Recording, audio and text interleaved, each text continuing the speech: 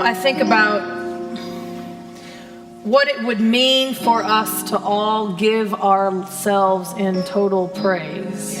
What does that mean?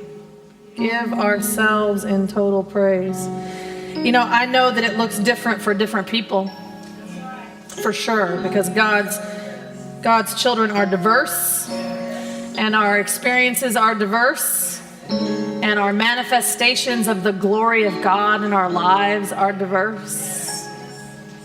And at the same time, we are so gifted with these heroines and heretics and heroes in our lives that demonstrate how they live their life in total praise. Total praise. So on this beautiful, beautiful Father's Day, let me say, bless you. Bless you. Bless Gabriel's hallelujah over here because he's got some beautiful babies. He is a father. And this is our second Sunday of this sermon series. And I'm going to talk to you a little bit about a woman who I believe gave her total self to praise. She lived out her life in a way that was giving glory to something much larger than herself. I chose this woman. Her name is Jane Addams. I chose her because she is a woman who has greatly influenced me and my ministry. Jane spoke from many Unitarian pulpits, actually, and frequented the homes of influential Unitarians of her day. And she is a heroine for sure, but she's also a heretic. Now, I actually haven't listened to Marlon's sermon from last week yet, but I think he probably told you that heretic means to choose, or I choose. Did you talk about that? Okay, good. I choose. Heretic means I choose. That's all that is. I choose. And so we're going to talk a little bit today about how Jane Addams chose throughout her life. She chose lots of different things, but she chose especially to not let the story end every time there was a setback. And so we're going to review her life with that lens, looking at how each and every tragedy that occurred in her life, she said, I choose to not let this story end here. Now, another reason why I chose Jane Addams is because it is Father's Day. And I don't know if you know this or not, but Jane Addams was a central figure in drawing attention to Father's Day nationally. You see, there was the woman who is attributed with starting Father's Day is Mrs. Bruce Dodd.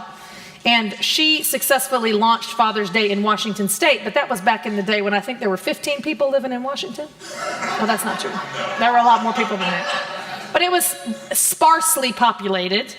And so when Mrs. Bruce Dodd came to the Art Institute of Chicago, her idea about starting Father's Day took on and caught on and got to Jane Addams. And at the time, in about 1911, 1912, Jane Addams happened to be one of the most influential figures in Chicago. And so she took up this cause, and it was her taking up this cause of Father's Day that made it a national holiday, really, because it was a holiday in Chicago, and then it got picked up in a bunch of major metropolitan cities and states.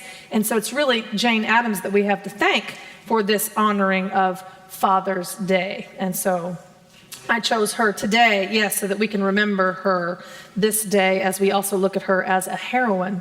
Now, Jane had a really special and very close bond with her father. And this morning I'm going to offer you a little glimpse into her life, and you'll see a little bit more about why that is so. Now, Jane Addams was born in Cedarville, Illinois in 1860. And this is not a traditional heroine story. You see, it's a story about persistence and resilience and cooperation with people very different than herself. But she was the eighth of 9 children, of which only 5, including herself, lived beyond their second year. So at the time when she was born, there were 3 older sisters, Mary and Martha and Alice, and 1 brother named Weber. Now, since her parents were evangelical Christians, Jane was not christened. She was expected to have her own conversion experience and make that choice on her own. And as you will see, and I believe understand by the end of this tale, she chose rightly over and over again. Now, Jane's mother was often left to run the family and the business while her dad was out working. He was actually a senator. He owned a bunch of businesses. He fought in the Civil War. So while Jane's father was away, she also was a volunteer and a helper and really believed in the brotherhood of mankind. And so she spent time caring for those less fortunate in her town. And on one particular occasion, she was pregnant with her 9th child. And she traveled to assist with the delivery of the wagon maker's child on the far edge of town, trying to help keep things stable until the doctor arrived. And the exertion took its toll on Jane's mother, so when the doctor finally got there to deliver the baby, Jane's mother, Sarah, collapsed and had to be carried home. Her mother, then only 45 and 7 months pregnant, died from internal bleeding caused by the fall.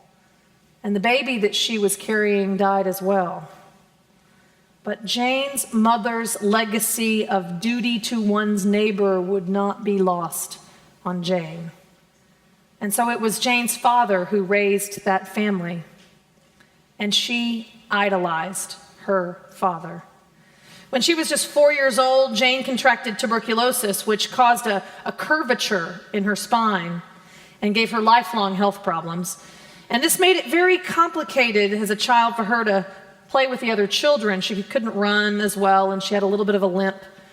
And so as a child, Jane believed that she was ugly, and she writes about thinking about how she tried to walk several steps behind her father so that she wouldn't embarrass him when he was dressed in his Sunday best walking down the street with him.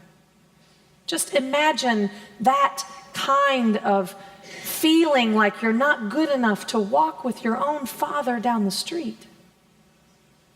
But see, Jane chose to not let the story end there. Jane's father was John Huey Addams, a prosperous businessman and a local political leader. He was a president of a bank and a state senator and fought in the Civil War, and friends with Abraham Lincoln, who would write him letters addressed to "My dear Double Deed Addams." So from early in Jane's life, although she was blessed financially, Jane was still subject to a lot of loss and personal struggle. But she was also taught a lot about volunteerism and politics almost since the beginning of her life. Jane believed, you see, that if we hid ourselves from the pain and the suffering in this world, that we did ourselves a disservice as well as those with whom we could share our strength. So she changed her mind from that little girl who felt like she had to distance herself from her father, and instead turned to look at suffering in the face. Now, Jane's loss continued as she got older. In 1867, her sister Martha died of typhoid when she was just 16 years of age. And so Jane learned early on that health was in no way a guarantee and should not be taken for granted. And she also knew that when life is given, when the gift of health is given, that she felt a duty to spend it in service to others. Now, the following year, Jane's father married again to a woman, a widow named Anna Hostetter Haldeman. She loved culture. She was actually Jane's sister Martha's piano teacher. And so the family once again had a mother figure. And then before graduating from high school, Adam's brother Weber suffered a psychotic break, probably schizophrenia. But Jane was there for her brother, and she would not let this be the end of his story. And so even though death had visited Jane and poor health had visited Jane, she would not choose to let that story end right there. Jane would struggle off and on with depression throughout her own life, so she knew that mental health was also fragile and a gift. And she saw these periods of light and clarity as gifts also to be shared and spent to be of use to other people. Our mental health was a gift. Around the same time in her life, Jane's eldest sister, Mary, actually married a Presbyterian minister. And so Jane decided that she had had her conversion experience and she joined the Presbyterian church. Now, as a youth, Jane immersed herself in ideas, in other people's ideas by reading. And when it came for time for college, Jane wanted to attend the newly founded Smith College to work for a Bachelor of Arts, but at her father's insistence, she instead went to Rockford Female Seminary where he was a trustee. See, Jane still hadn't quite got it. She thought that she knew exactly what she needed in order to get her path. Have you ever been that way? Like, oh, I just need this one thing. Yeah, that's probably not necessarily. If it's not happening and you've worked as best you can and you prayed about it and it hasn't happened, then maybe there's something even bigger down the line. Maybe there's something even bigger. See, Jane thought, wow, I want to be a doctor and I want to live among the poor and I want to transform lives in that way. But she didn't get to go to medical school. Not at the time, because she'd only got a collegiate certificate, and that's not even the same thing as a bachelor's degree. Even though she'd done all the credits, she did all the right things and took all the credits in the classes. But see, Rockford Seminary wasn't awarding Bachelor of Arts degrees yet. And so Jane graduated and got her collegiate certificate. And she went back to her dad and said, Dad, okay, I didn't get my bachelor's degree. I want to go to Smith. And he said, no. I don't think so. I think that you need to rest for a while. She said, no, I want to go to Smith and then I want to go to the University of Edinburgh so that I can be that doctor and live among the poor. But see, God had other plans for her, even bigger than her being a doctor, even bigger. And she couldn't even imagine what that would look like for her at the time. But her father refused to allow her to attend Smith. He wanted her to stay nearby, close to him. And it turns out that that was the right thing to do, because you see, that summer, her father died unexpectedly from a case of appendicitis. But Jane and her family, even though they were devastated, they were motivated to carry on their parents' legacy. And so, still thinking that the doctor idea is what needs to happen, they moved to Philadelphia, and Jane and her sister Alice go to Philadelphia to attend medical school. But Jane's health problems continued. A spinal operation to straighten her back happened. She had a nervous breakdown, preventing her from completing that degree there. That's beautiful. That's a beautiful ring. If you're going to be interrupted, at least that's a beautiful ring. But can you imagine, though, right? Time, I know you can't imagine. Maybe this has only happened to me. Time after time after time, you think you're getting set back from the goal that you have set in mind. Is that just me? Oh, thank you. Time after time, you think, this is the way. I know for a fact, this is the way. And time after time, you're being shown, nope, it's not that. And then we start beating ourselves up. Oh, well, am I not good enough to do that thing? God didn't tell you that. Nobody told you that.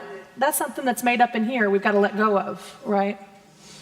So time after time, she keeps being told, nope, that's not the thing. That's not the thing. She has a nervous breakdown.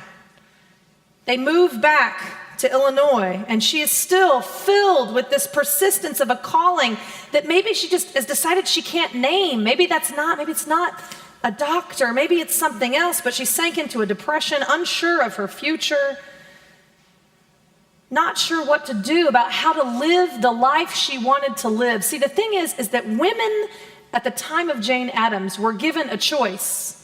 And the choice was which man they were going to marry. And that's about it. The college was a plus, but it wasn't a necessity. And everything that she read about democracy, about Christianity, about philosophy, all told her the same thing. Your purpose is just to have a family. But she didn't believe it. She was hearing whispers of something even larger than that, and couldn't make sense of it. She was writing these long letters to her friend from seminary, Ellen Gates Starr, and we have those letters actually in a collection. I got to sift through those letters when I was a seminarian at the University of Chicago in Meadville, when I was living near the University of Chicago. And these letters are amazing, and she talks very specifically about God and her purpose and books that she had read, but she also writes to Ellen Gates Starr about longing and despair. But see, Jane chose not to let her story end there. After a long rest and recovery, Jane began to believe that there might be another way for her to contribute to the world. And so, what happened when she took that choice and turned her attention to maybe there's something bigger, doors began to open in front of her. Have you ever experienced that? All of a sudden, her purpose felt larger and in service of the larger world. Maybe there's something bigger even than being a doctor, she thought. Doors opened in front of her, but doors even happened behind her. Because see, what happened was Rockford Seminary decided to go ahead and award her that Bachelor of Arts that she had earned but not received from before. So as soon as she opens up her mind and her heart, doors begin to open. See, she was clear that democracy and her religious values intertwined. And what she couldn't understand was how she could best serve this purpose. She knew that she had to make a way where there had previously been no way. So late that same year, Jane read about something called Settlement House. And she went to go visit the very first settlement house, which was established in London with that friend, Ellen Gates Starr from seminary. And following the research, they and a few other friends from Rockford traveled to Spain and viewed a bullfight. And it was there when Jane had an experience that she could not shake. God showed her first the settlement house, where people had come together from all classes and walks of life in order to be able to create a community across cultures, across classes, across education. They were feeding the hungry. They were bathing people. They were giving people education and opportunity. And then she went to Spain to this bullfight. And fascinated by this exotic tradition, she felt horrible at the time because she was numb to the pain of the animals in the moment, right? So she left this experience mad at herself. Why wasn't I angry that they were torturing this bull in front of me? And her epiphany that she had was that the exotic nature of the event had made her numb. And so what she felt she was called to do was to bring together that which had been considered to be exotic in America, in Chicago, which was the poor communities. These immigrant communities were considered to be exotic and distant and unreachable. And so she took all these communities and brought them together under one roof. She and Ellen Gates Starr bought an old mansion in the middle of the slums of Chicago, and they created Hull House. It was the first settlement house in the United States. At its peak, it was inhabited by 25 women and saw 2,000 visitors per week. Hull House became a center for research and empirical analysis. It was a place where people debated. It was a pragmatic center for living and establishing good relations with the neighborhood. Residents of Hull House conducted research on housing and midwifery, on fatigue and tuberculosis, typhoid and garbage collection, drugs and truancy. Its facilities included a night school for adults, clubs for older children, a public kitchen for use of everyone in the neighborhood, an art gallery, a gym, a bathhouse, a book bindery, a music school, a drama group and theater, apartments and a library, meeting rooms for discussion, clubs, an employment bureau, and a lunchroom. God had bigger plans for Jane. Thank God she chose to not let the story end earlier. And the thing about Hull House that was so incredible is that it was run democratically, with the participants given a voice in the programming and the function. Addams wrote, "Social advance depends as much upon the process through which it is secured as upon the result itself." I'm going to say that again. social advance depends as much upon the process through which it is secured as upon the result itself. How we get there matters. How we get to where we have reached matters.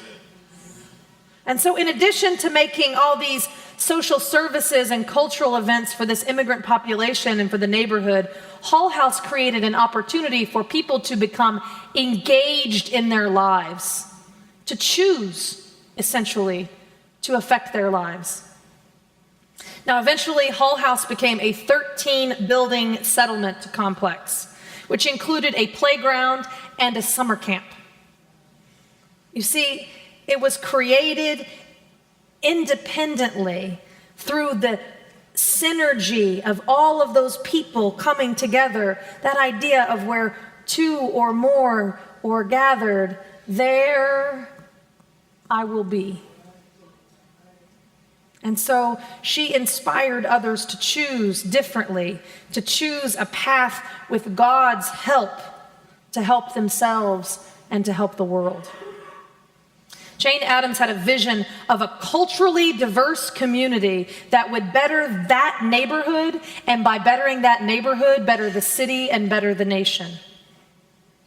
And so, starting with efforts to improve her immediate neighborhood, Hull House became involved in city and statewide campaigns for better housing, for improvements in public welfare, for stricter child labor laws, and protection of working women.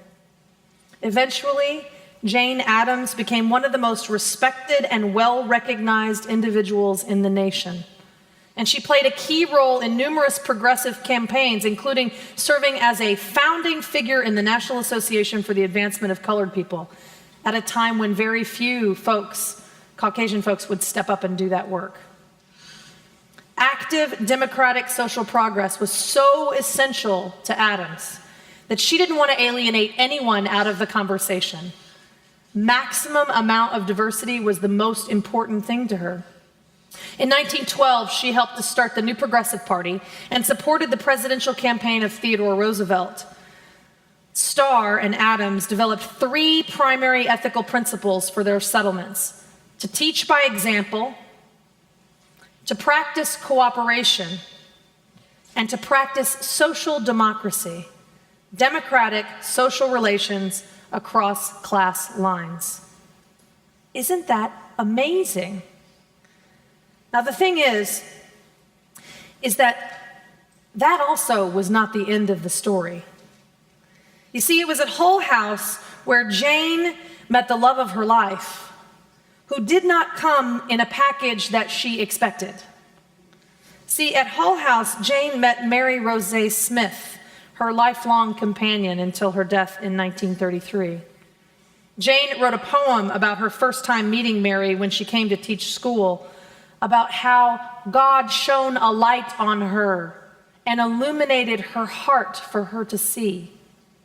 You see, Mary fell in love with Hull House, and then Mary also fell in love with Jane. And it is written that her goal in life was to make life easier for Jane Addams, so that Jane could do God's work better. It's interesting. Jane traveled all over the world with this large painted portrait of Mary. She just, we didn't have a picture, she didn't take a picture. She decided to just travel with the portrait. They wrote countless letters to one another that we still have, and then still there were countless more that were burned, because Jane burned nearly all the letters that Mary wrote to her when Mary died. You see, it was a time when Freud's interpretation of homosexuality was gaining popularity, and according to her biographer, although they spoke of their love to each other, they considered themselves married, they co-owned a home, and they spoke about potential joint adoption of a child together, historians still argue about whether or not it's appropriate for us to count her among the LGBT community. It's fascinating. I don't know what it would take. I mean, just imagine if I were defining your sexual orientation based on having to prove whether or not and what kind of sex you had. Ew. So, about her relationship to men, interestingly though, Jane has written, "I do not believe that women are better than men. We have not wrecked railroads or corrupted the legislature or done many unholy things that men have done. But we need to remember that we haven't yet had the chance."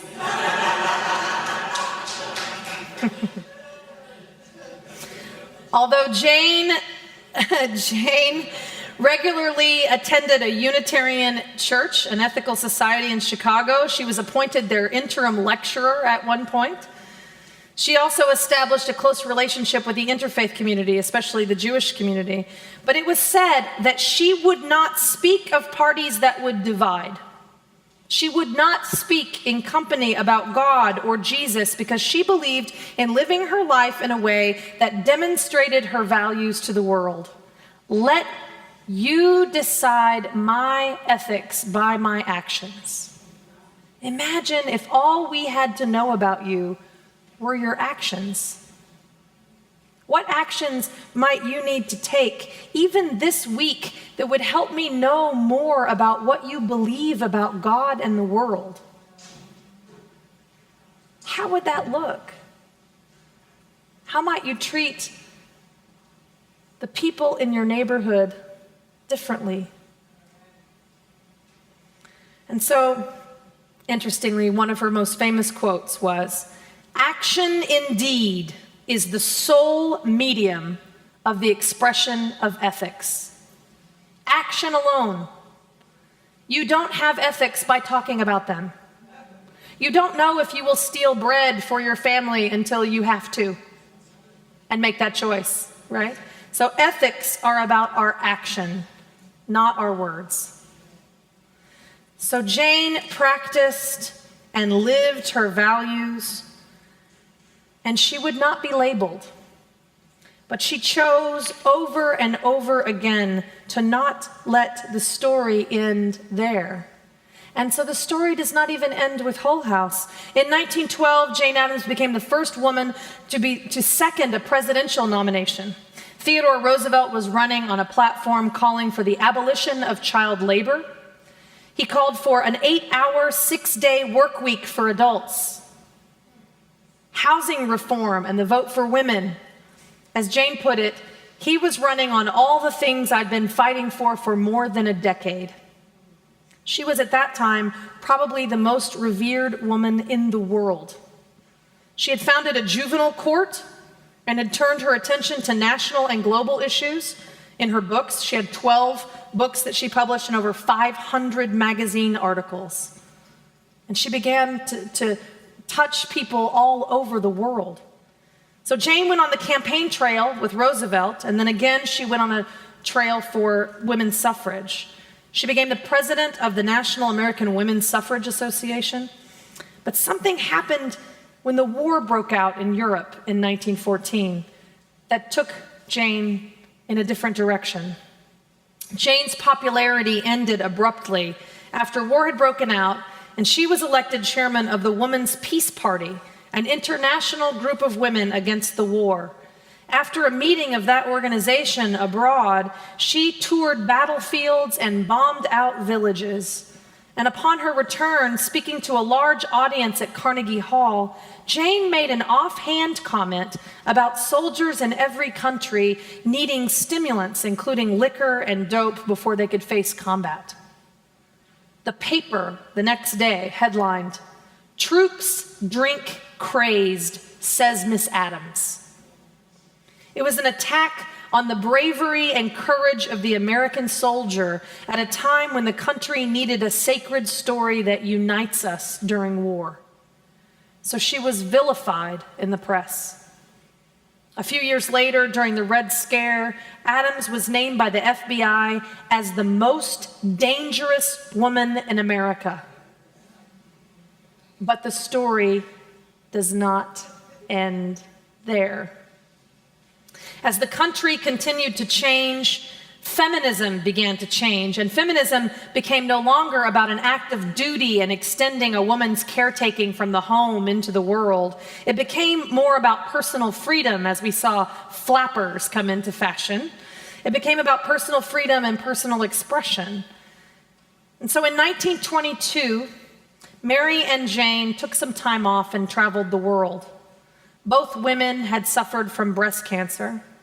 Jane had a heart attack and survived with chronic angina and bronchitis. But during the Depression, Jane's unending commitment to the unfortunate made her once again an admired figure. So she was able, through broadening and including those who had even not included her, back under her umbrella and turned the tide on her reputation. Although donations for Hull House waned because of the economy, settlement work was also no longer fashionable, so it was difficult. The ambitious young women who'd been serving there for several generations were more likely now to move to Paris or Greenwich Village instead of moving to the inner city slums of Chicago. So Hull House began to be staffed by professional social workers. Now, over the years, I have studied Jane Addams because I find her to be inspiring to me and my ministry. As she neared the end of her life, Jane was diagnosed with ovarian cancer. And so this most dangerous woman in the world, unfortunately, was too sick to be able to travel to Oslo, where she would receive the first Nobel Peace Prize ever awarded to a woman. So the story didn't even end there. But over time, both Mary and Jane's health continued to decline. Mary died of pneumonia at home with Jane. And just to get a sense of how much Jane was choosing, Jane wrote in her diary when Mary died, "I suppose that I could have willed my heart to stop beating, and I longed to relax into doing that. But the thought of what Mary had been to me for so long kept me from being cowardly." And so she chose otherwise. Jane lived for another year because the story didn't end with Mary's death. She lived for another year and long enough to complete another book. When Jane died, following complications to surgery for a recurrence of cancer, Jane was buried at the family plot alongside her parents and her 8 siblings. At the service, a group of children sang "America the Beautiful," and as her casket was lowered into the ground, the children ended the song, "And crown thy good with brotherhood from sea to shining sea." And that indeed she did. Jane Addams, heroine and heretic, is no longer where she was before. She is now wherever we are. And so, death is not the end of the story either, because here I am, and here you are, inspired by her life. May we do what we can to use what we've been given to increase the brotherhood of man and the sisterhood of women. Amen.